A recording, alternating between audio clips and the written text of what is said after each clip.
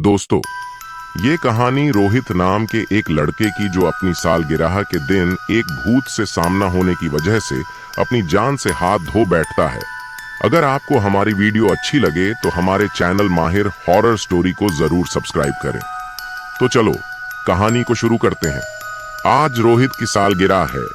उसकी पत्नी घर पर उसका इंतजार कर रही होती है, लेकिन आज रोहित को ऑफिस से लौटते वक्त काफी देर हो जाती है। वह अपनी बाइक स्टार्ट करता है, लेकिन काफी देर तक कोशिश करने के बाद भी बाइक स्टार्ट नहीं होती है।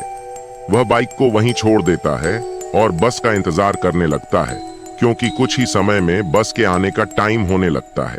वह चलते चलते बस स्टैंड तक पहुंच जाता है, लेकिन तभी बारिश होना शुरू हो जाती है। रोहित बारिश में भीगने लगता है। बारिश से बचने के लिए वह अपने सूटकेस को अपने सिर पर रख लेता है। बस स्टैंड पर और भी कई लोग बस का इंतजार कर रहे होते हैं। ये सभी लोग देखने में बड़े ही अजीब लग रहे थे।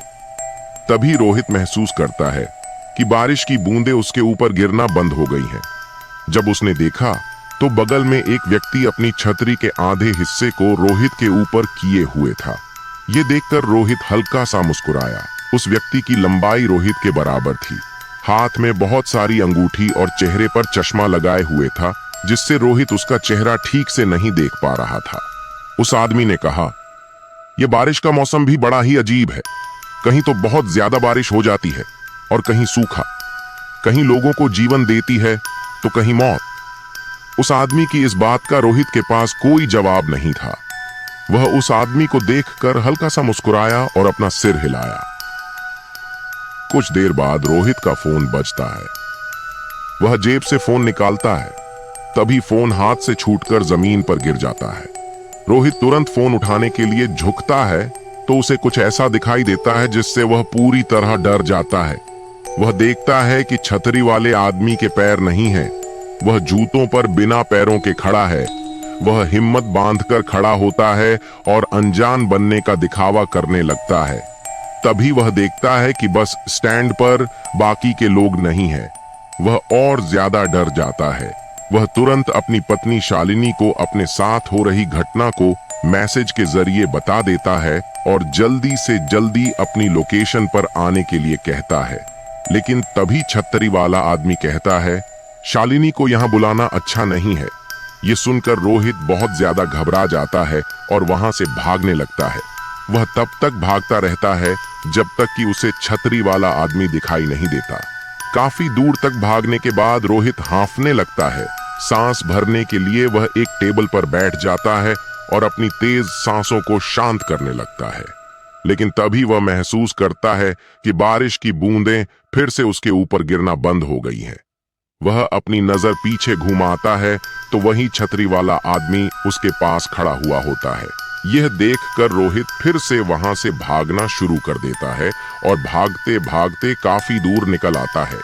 बिजली की तेज गड़गड़ाहट में वह देखता है कि सड़क के बीचों बीच वही आदमी खड़ा हुआ है जो ठीक रोहित के सामने है। इस बार उसका आधा शरीर गायब हो चुका है। यह सब देख रोहित की चीख निकल जाती है। इसी बीच रोहित को पीछे से बस के हॉर्न की आवाज सुनाई देती है। वह तेजी से पीछे मुड़ता है तो उसे बस आती हुई दिखाई देती है। तभी कुछ लोगों का झुंड बस की तरफ आते हुए दिखाई देता है।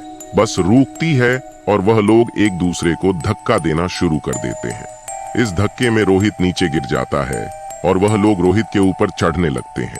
बस का कंडक्टर इस भीड़ से बचने के लिए बस को थोड़ा आगे बढ़ाता है, लेकिन इस भीड़ में रोहित बस के नीचे आ जाता है और उसका आधा शरीर खून से लटपट हो जाता है। तभी उसकी पत्नी शालिनी बस स्टैंड वाली लोकेशन पर पहुंचती है। जैसे ही वह रोहित को ढूंढते हुए इधर उधर देखती है तो उसे रोहित सड़क के बीचों बीच दर्द के मारे कराहता हुआ दिखाई देता है। उसका आधा शरीर बस के नीचे कुचल चुका था और मदद के लिए कोई भी इधर उधर दिखाई नहीं दे रहा था। किसी तरह से शालिनी उसे हॉस्पिटल ले जाती है। हॉस्पिटल पहुंचकर उसका इलाज किया जाता है। उसकी जान तो बच जाती है, लेकिन उस एक्सीडेंट की वजह से उसके पैर खराब हो जाते हैं। अब वह कभी भी अपने पैरों पर चल नहीं सकता है। उस हादसे के बाद रोहित अगर किसी को भी उसके बारे में बताता तो कोई भी उसकी बातों का यकीन नहीं करता।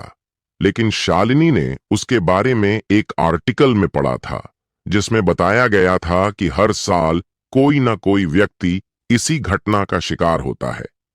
हर एक को वही छतरी वाला आदमी काला चश्मा पहने दिखाई देता है और बाद में वह आदमी उनकी जान ले लेता है। कुछ दिनों बाद डिप्रेशन के कारण रोहित की मौत हो जाती है।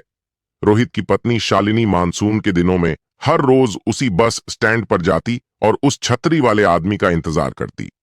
शालिनी ने काफी कोशिश की, लेकिन उसे कभी भी वह आदमी नहीं मिला।